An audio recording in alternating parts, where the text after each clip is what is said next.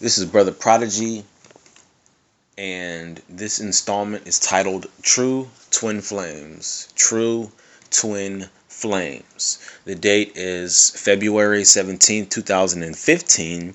And in this installment, I'm going to be discussing what exactly are twin flames. Okay, where they come from, what are some characteristics of a true twin flame relationship.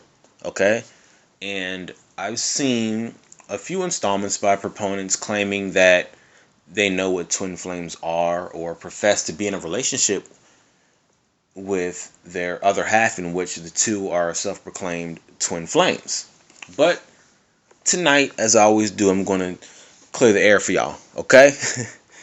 But first, I would like to dedicate this installment to my beloved angel, Queen, my twin flame, Rashida.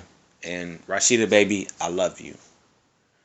And also, I would like to shout out all the new subscribers that have been subscribing to my channel, where I drop knowledge, gnosis from an everyday perspective. So those of you that know people who know people, tell a friend to tell a friend that it's on again. And don't be afraid to tell them to hit that subscribe button, like my videos, and be on the lookout too. I also have a book coming out called The Gnosis of a God, which I lay out systematically various forms and types of esoteric information, and it is powerful. And the information that I put out in my installments, it doesn't even touch what the book is all about, because the book I wrote from my personal journal.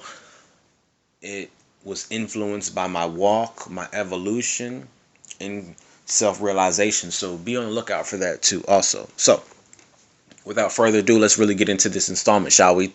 True twin flames. True twin flames. Now, before I really get into it, I would like to start off by describing and defining polarity.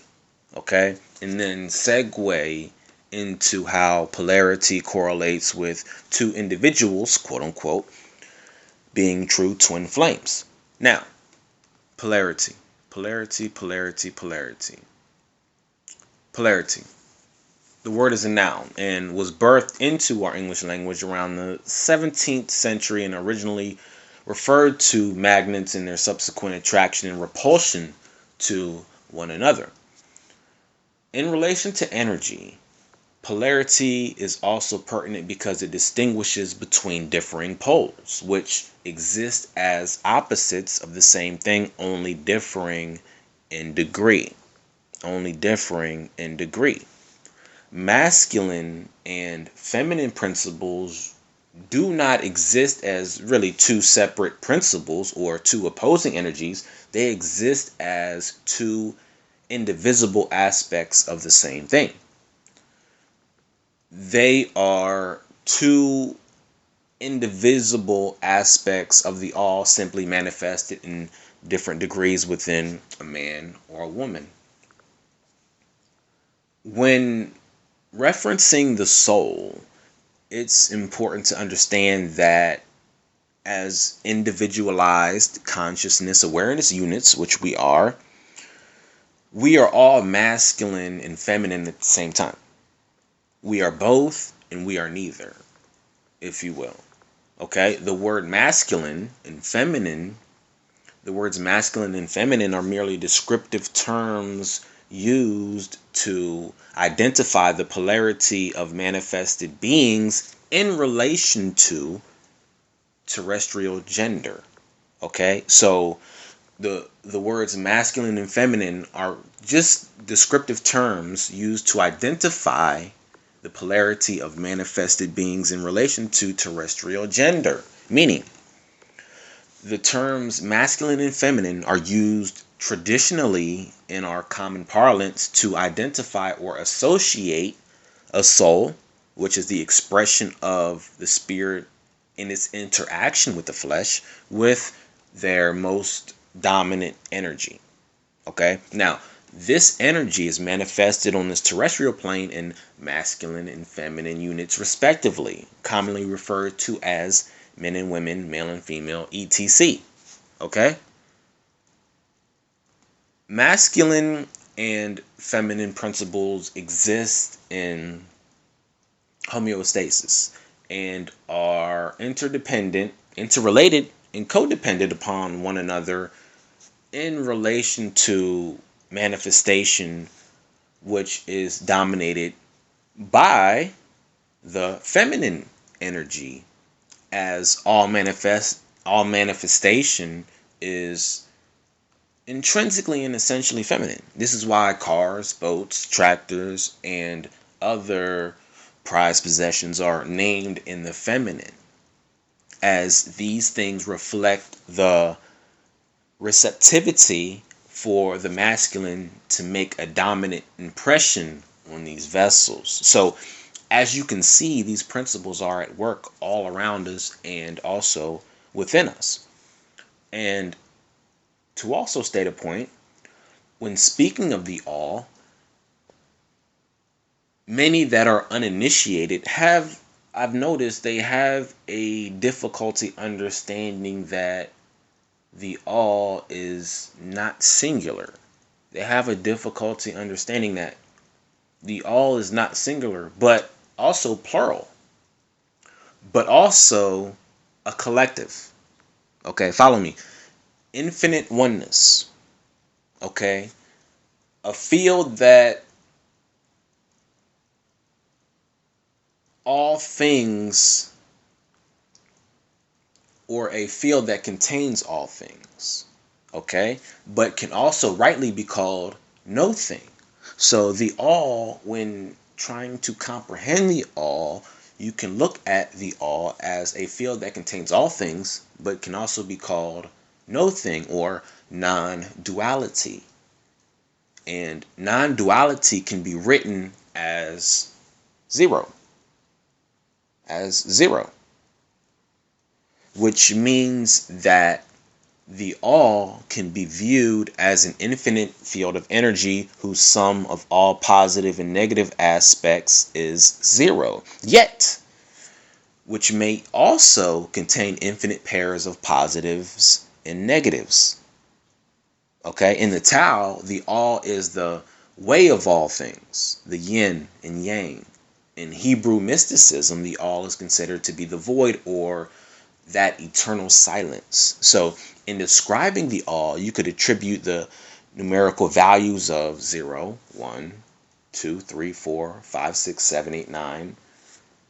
You can attribute those numerical values to the all respectively, and any and all combinations thereof. But since the all is the all, logically, there could not exist a number that couldn't be attributed to the all anyway, right? You know what I'm saying, yo? I mean, logically, it makes sense, right? If the all is the all, logically, there could not exist a number that couldn't be attributed to the all. Okay, so I'm just speaking in logic at this point. Now, what are twin flames? What are true twin flames? True twin flames are manifested creations of the all, originally existing as thought forms. Now, these thought forms were energized by the will and intent of the all itself, within the mind of the all itself, and subsequently developed their own individuality in direct proportion to their experience on different planes, as well as within matter, or more specifically carbonite. Okay,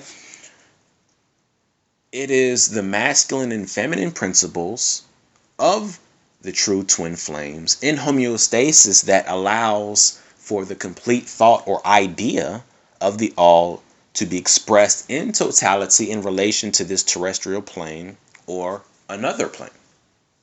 Meaning, okay, let me break this down. Meaning, when true twin flames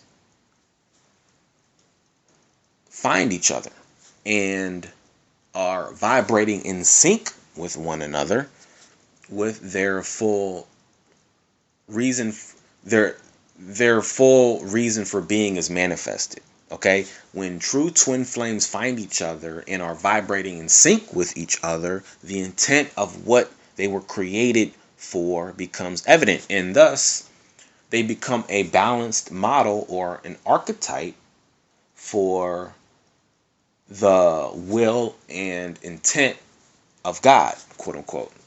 At the very moment of their creation, their characteristics and mannerisms reflect the very intent that created them as thought forms that proceeded from the balanced oneness of God's own mind.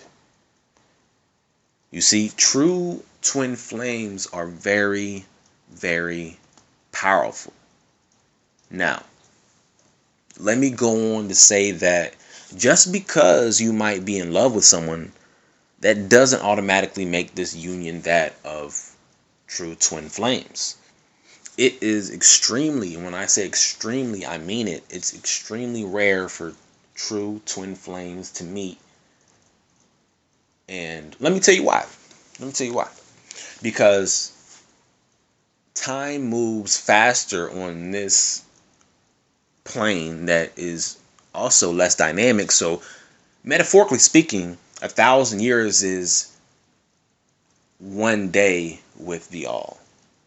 As one day with the all. So for two true twin flames to actually meet on this earthly plane requires them to be extremely close, and listen to me, on higher planes of experience.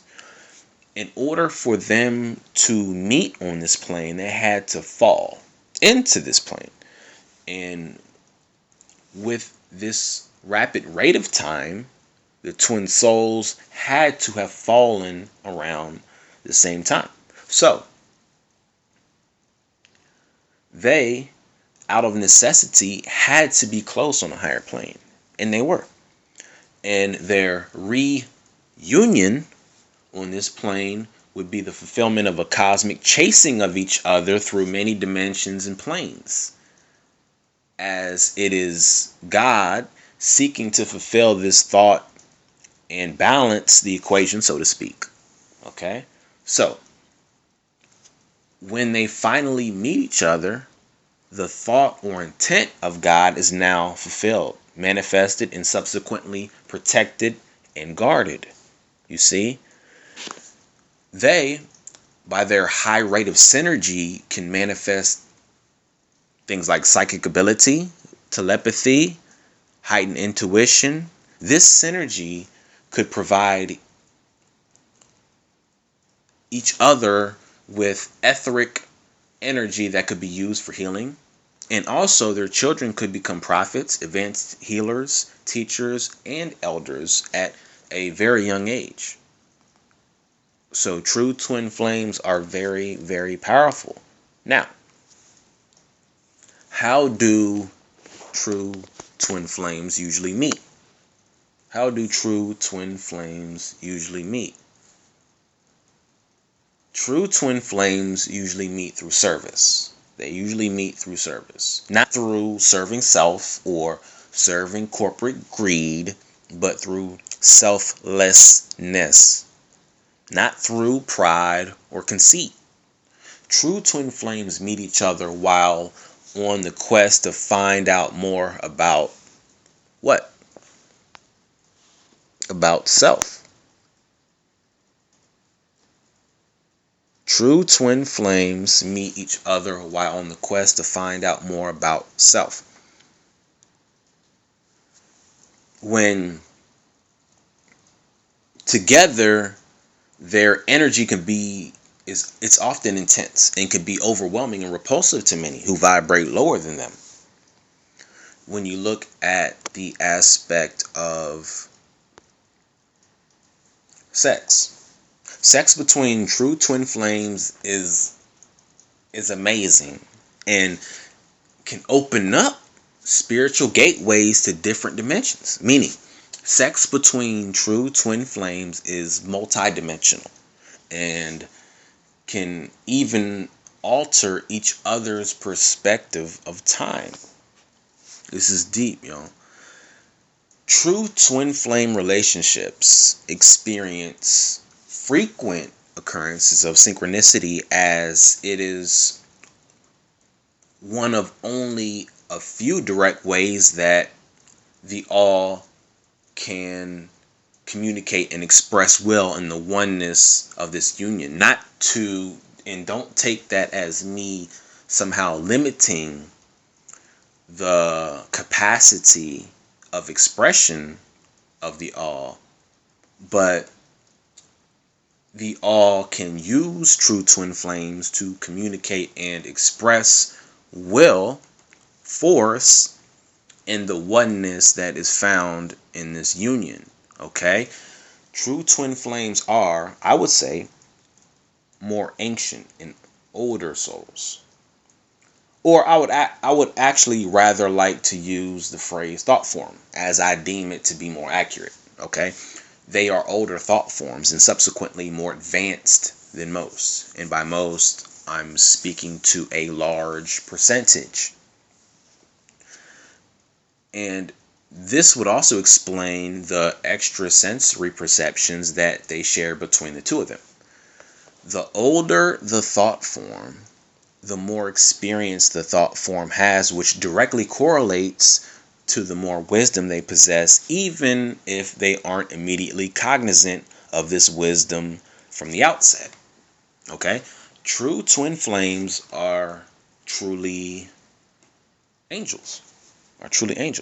And not the ones that look like little white babies with wings floating around on clouds. No, this is a misrepresentation of angels. Angels are intellect, wisdom, and your higher ranking angels, like your archangels, are those that are the most ancient, the most evolved, which is why they get the most respect and honor. There is no outthinking them by a lower, younger angel. You have no chance of beating them in chess, and there is no way that a younger, less evolved being can really outthink them. They have this ability because of their sheer longevity and by trillions upon trillions of life experiences on multiple planes of existence. And their understanding of things seems limitless to much younger minds. Okay? In relation to angels, angels are extremely good at recognizing patterns and solving dilemmas. They completely understand the vanity of materialism, as they have existed for eons through various forms of materialism, okay, promoted by various empires and kingdoms, etc. And they often give messages or test you through a beggar perceiving to be a beggar or a homeless person. And this is just a side note too. I want to throw a side note in here too also while I'm on the topic. The higher, more evolved, more ancient thought forms are less impressed by vanity or materialism. And the lesser or not as evolved, younger thought forms are more impressed by vanity or materialism. So, one can extrapolate from this that if someone is extremely, or you should extrapolate from this, that if someone you know is extremely obsessed with vanity or materialism, they very well could be either a young being, a young thought form, or an older being masquerading as a young being trying to deceive you in order to get you hooked. So I would just like to caution you, and that's really just a side note. Now, prior to this reunion, drinking, drugs, sex could have been a part of his or her lifestyle in speaking to true twin flames. All these things could have been a part of their previous lifestyle. as this would be a subconscious or even an unconscious outpouring of a grieving process taking place on a more spiritual level due to the separation anxiety of one flame from another. And this could be occurring on a subconscious or even an unconscious level. All right. Now, just because someone has used drugs or abused alcohol does not mean that they are not an angel, okay? They are just an angel fallen from grace. Okay, we have to really stop equating being an angel with perfection according to worldly standards. We have to really stop that and really distance ourselves from these images, from this reprobate imagery that we find ourselves embracing. Okay,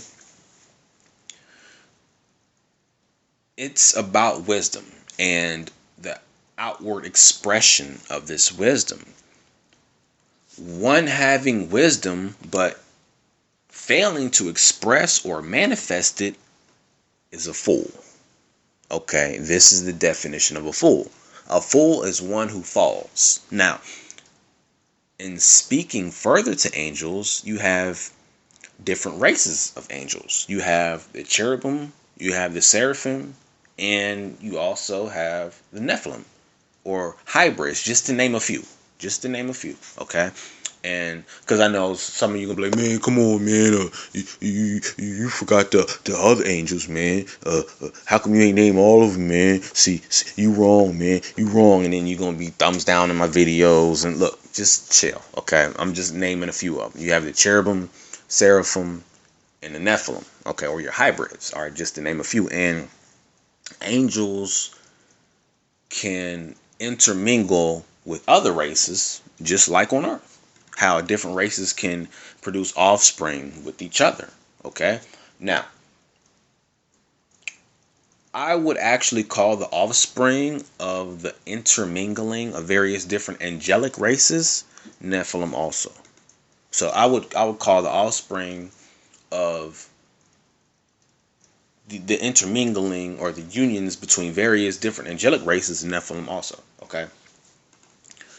Polarity exists within each angelic race also. Okay, this is important to know. Polarity exists within each angelic race also, and the Gnostics actually go on to talk about this as well. This polarity exists within the nature of the angels themselves. Some angels by nature are negative, some angels by nature are positive, and some by their internal nature contain clashing energies which lead to the instability of that particular angel. Okay. All right. And by angel, let me say again that I'm referring to intellect, wisdom. I'm referring to beings or thought forms that are highly evolved through trillions upon trillions of years of experience in relation to consciousness and self-realization. Okay? Now, your cherubim are more negative in my opinion. Okay? Your seraphim are more positive. And the Nephilim could go either way. The Nephilim could go either way. Remember, they have this clashing energy within them. Okay, many of these Nephilim were persuaded by Hashatan, Satan, to follow him, as well as many cherubim were persuaded to actually follow him in rebellion. Okay. So, you also got to remember that it was the cherubim that were placed in the garden to prevent man from living forever. They were the ones, and just think about this, they were the ones that were instrumental in keeping man from eternal life. Just know that, okay? It was the cherubim, all right? And even though I quote the Bible, I should preface this by saying that you must rightly divide it which is hard to do if one is uninitiated. Okay? But let me get back to the topic at hand and really list some attributes of a true twin flame relationship. Okay? Now, in relation to a true twin flame relationship, it's not uncommon to have dreams or visions of your particular mate when you are apart. It's common to feel your twin flames symptoms, illnesses, and emotions even when you're apart over vast distances. Your functioning in daily life seems to be impaired to a certain extent when you are apart from your twin flame. Okay, it can physically and mentally feel like torture when you're not together or not in close communication. Okay, at that point your twin flame is constantly on your mind. And when the relationship is in balance, you both become stronger, more powerful, and more capable than you have ever felt or been, for that matter.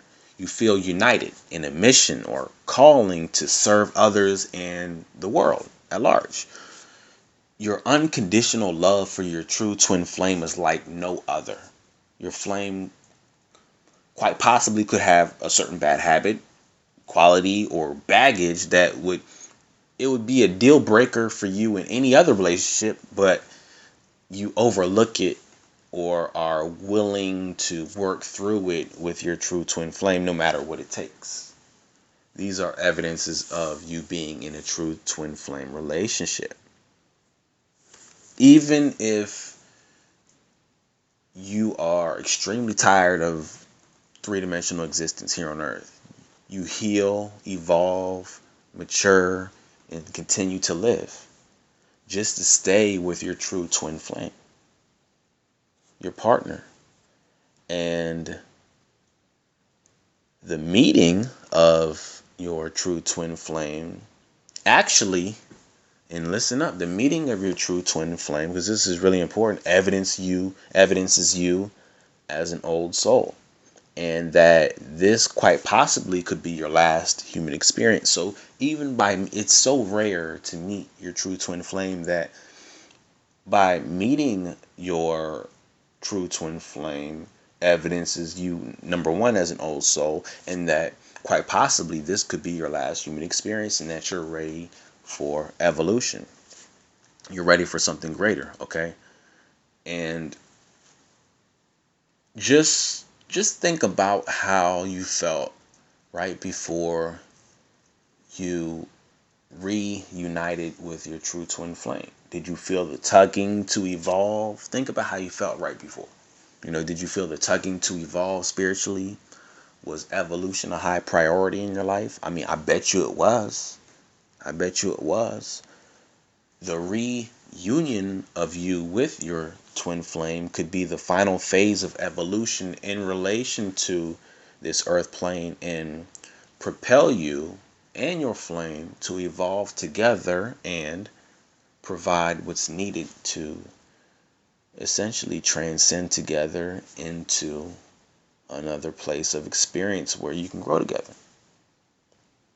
Furthermore, the more time you spend together, the more rapidly and completely you awaken to higher consciousness, even if it's through communication over the phone or even across the globe. You see, a true twin flame relationship is one of a kind, and none are truly alike. And if you are in a true twin flame relationship, be thankful, because it could very well mark the beginning of a relationship that transcends time, that transcends this plane. So, I just wanted to put that out there. Once again, think about it. I am Brother Prodigy, and today's date is February the 15th, 2015. Once again, if you have not yet subscribed, please subscribe to this channel. There's more to come, and just stay tuned. Shalom.